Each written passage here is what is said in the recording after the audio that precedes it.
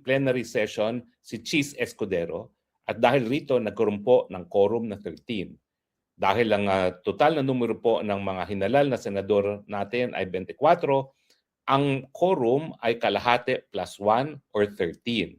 Nagkaroon po sila ng 13 members today. At matapos po magkaroon ng quorum, sila po ay nagtalaga ng bagong chairman ng Blue Ribbon Committee na si Senator sino ba ito? Senator Erwin Tulfo. Si Erich, yung Amerikano po na minsan ay napaalis bilang kalihim ng Secretary of Department of Social Work and Development dahil nga po lumalabas na siya ay Amerikano. Hindi ko po alam kung paano siya nahalal bilang isang senador samantalang siya ay napaalis ng Commission on Appointments dahil nga po sa issue na siya pala ay Amerikano at sumapi pa sa hukbong sandatahan ng Amerika na po pwede lang gawin ng mga Amerikano. No?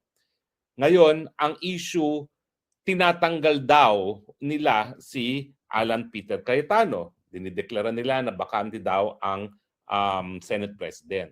Pero malinaw po sa sikat ng araw pa kung ano po ang boto na kinakailangan sa pagtatalaga ng Senate President. Kinakailangan po ng majority vote of all its members. Okay, ano po ibig sabihin yan? Well, ang majority votes of all its members ay 24. Ang 24 ang all its members. At ang majority vote ay kalahati plus 1. Yan po ay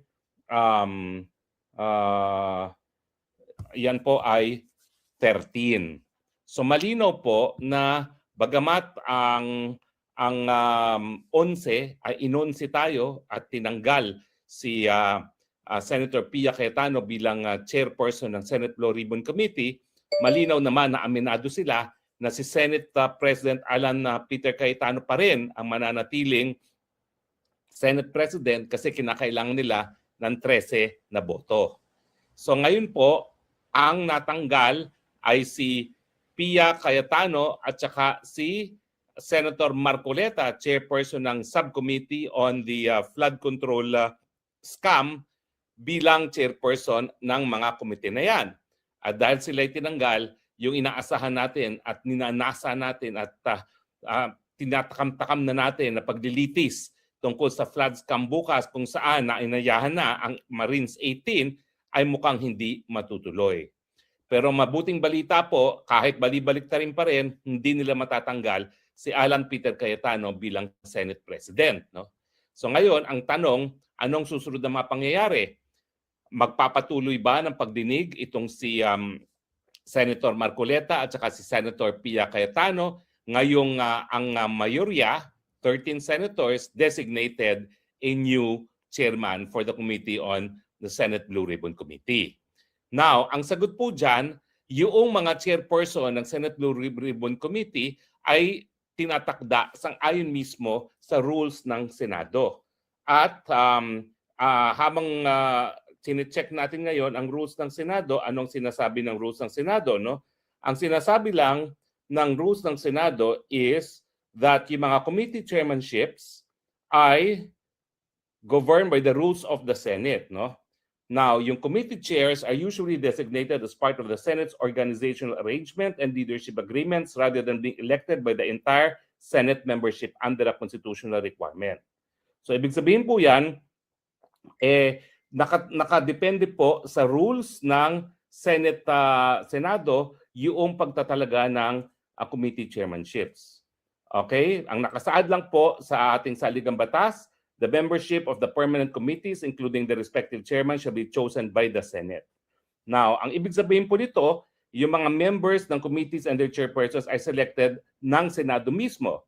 Sa tradisyon at sa actual practice ng Senado, yung committee chairmanships are usually determined through organization of the majority coalition and approved by the Senate through resolutions or motion endorsed by the leadership.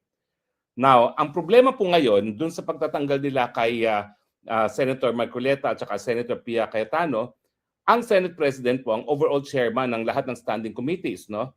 At yung Committee on Rule, ay sila naman po ang gumaganap ng papel ng pag-create at pag-organize ng mga committees at nagre-recommend ng committee assignments. Ang chairperson po ng Committee on Rules ay yung majority floor leader.